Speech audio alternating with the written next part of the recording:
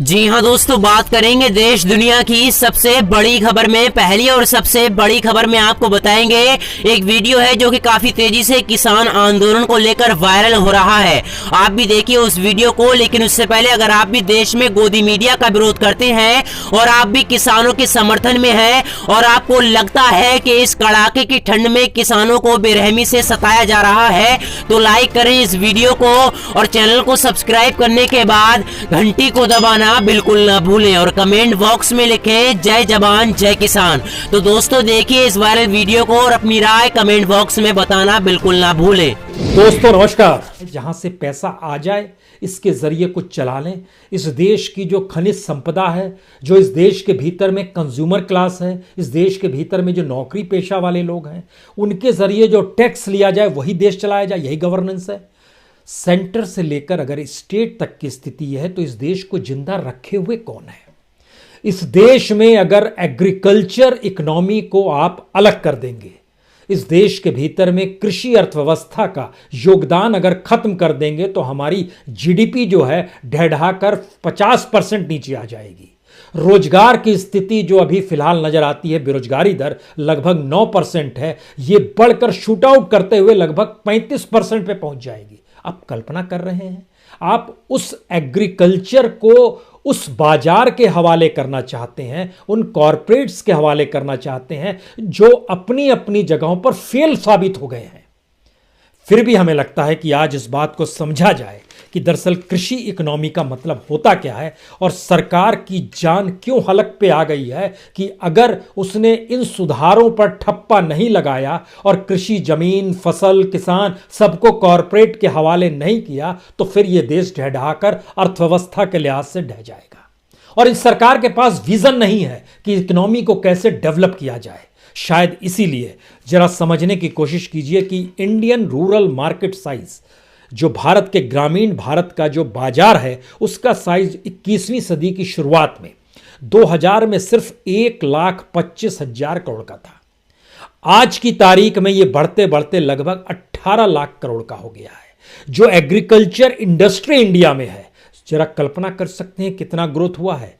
2014 में उस वक्त एग्रीकल्चर इंडस्ट्री की भारत में जो टोटल उसको पूंजी में अगर तब्दील किया जाए तो तकरीबन 25 लाख करोड़ था 2014 में।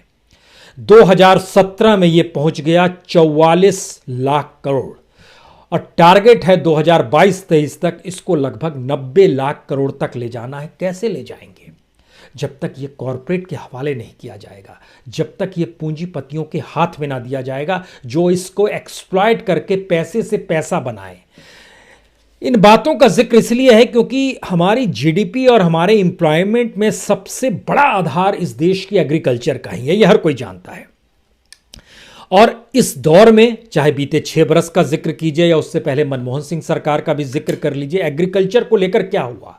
ऑर्गेनाइज सेक्टर इस अनऑर्गेनाइज सेक्टर में कूद गया।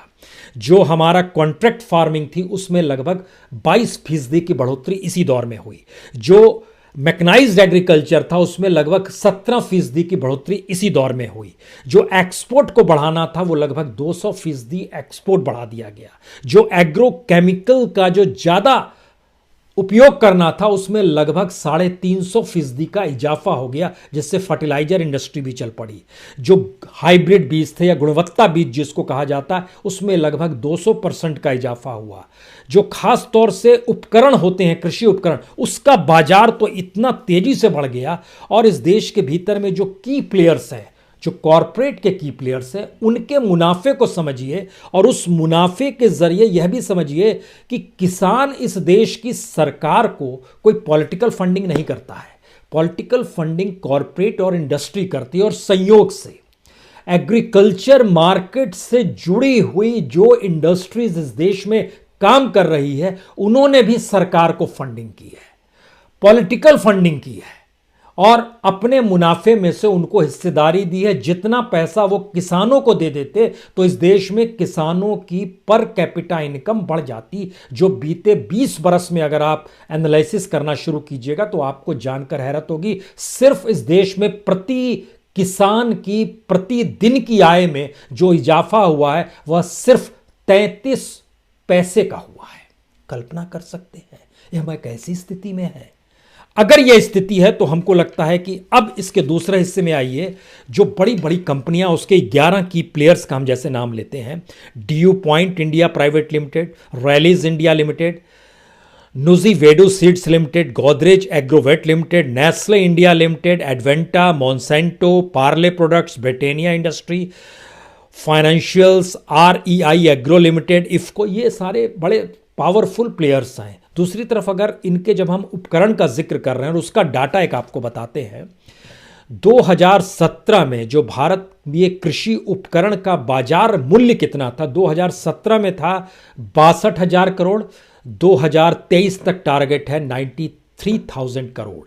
अब आपको जहन में आना चाहिए कि अगर आप 2014 में चले जाते हैं तो उस वक्त यह सिर्फ 40,000 करोड़ का था, यानी कृषि उपकरण का बाजार इस दौर में दुगना हो गया, फर्टिलाइजर का बाजार दुगना हो गया, सीड्स का बाजार वो तो कई 300 गुना ज्यादा से मुनाफा दे रहा है। हर बाजार बढ़ रहा है लेकिन किसान की आय नहीं बढ़ रही है, ये थोड़ा ध्यान देते चलिएगा। और जबकि हर कोई जानता है कि इस देश में लगभग 50 से 60% जनसंख्या जो है वो एग्रीकल्चर पर है, वह इस देश की पॉलिटिकल पार्टीज के लिए वोट बैंक के तौर पर होती है। और सरकारें इसीलिए कहती हैं हम आपको सब्सिडी दे रहे हैं ना, इलेक्ट्रिसिटी में देते हैं सब्सिडी, पानी में देते हैं सब्सिडी, जो आप एग्रीकल्चर मशीनरी लेते हैं उसमें हम GST कम से कम लगाते हैं, जो एग्रोकेमिकल लेते हैं उस पर हम आपको कम से कम GST लगाते हैं, हाइब्रिड सीड्स का आपको मिल जाता है उस पर सब्सिडी देते हैं। और इतना ही नहीं, जो आपकी आय होती है उसको भी हम टैक्स फ्री कर देते हैं।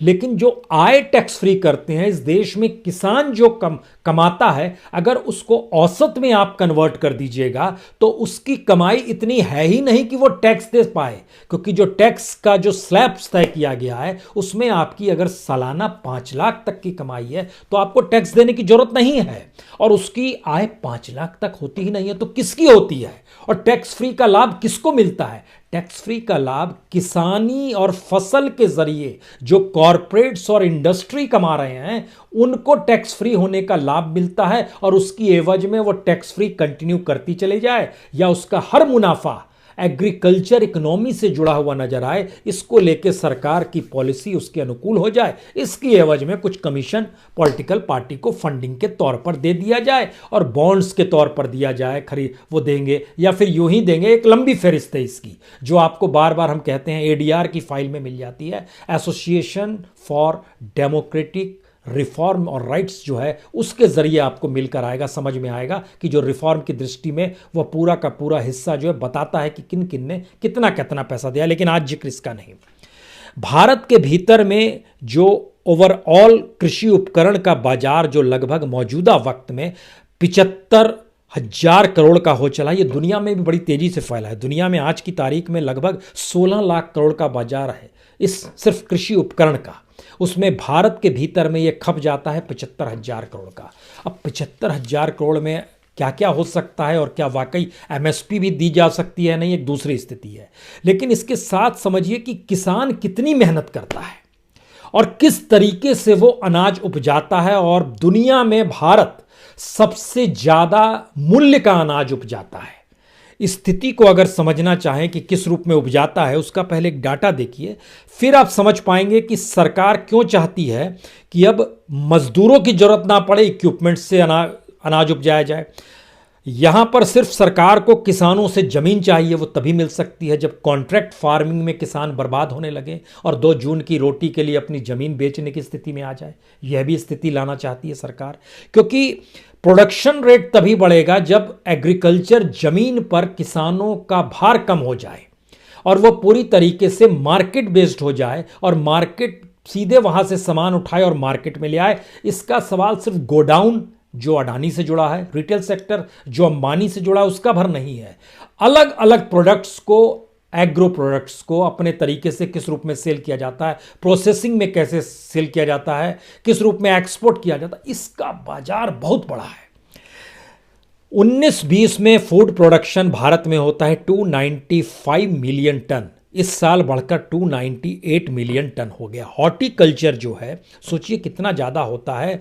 लास्ट ईयर का डाटा बताता है कि 320 मिलियन मीट्रिक टन हॉर्टिकल्चर का हुआ। जो मिल्क प्रोडक्शन है वो इस साल में लगभग 208 मीट्रिक टन हो रहा है। शुगर प्रोडक्शन जो है वह सिर्फ अगर आप देखिएगा अक्टूबर 2019 से लेकर मई 2020 तक जो डाटा आया है, जो खास तौर से गन्ने पर पूरी इकोनॉमी टिकी हुई है, गन्ना कितना उपजाया गया, जो शुगर प्रोडक्शन उसके ज़रिए जो हुआ वो लगभग 26.46 मिलियन टन, इतना शुगर भी हुआ। इसका मतलब है कि कैश क्रॉप में गन्ना किसान आ गए। और गन्ना किसानों को प्रोत्साहन देने के लिए सरकार ने बिजली